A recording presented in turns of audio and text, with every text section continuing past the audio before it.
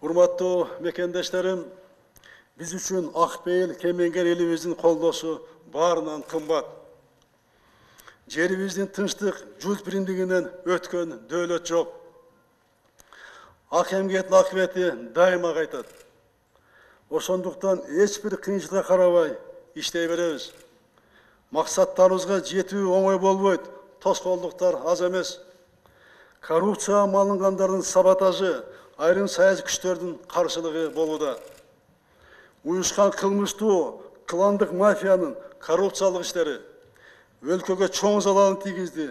Бул коомчулук үчүн белгилүү болуп калды. Мамлекеттик белчесинен карызга батырган уурулукту жашыруу үчүн актанууга өтүштү. Ал калпты жарыялап, элдин оюн башкага бурууда. Баса белгилеп айта кетейин, бардыгы мыйзам алдында бирдей. Эч кандай ультиматум тили кабыл алынбайт. Эч качан ультиматум тили кабыл алынбайт. Элди көчөгө чыгарып, бийликке кысым жасоо менен маселе чечем дегендер жаңылышат. Мәселенин бардыгы мыйзам талаасында гана чечилет.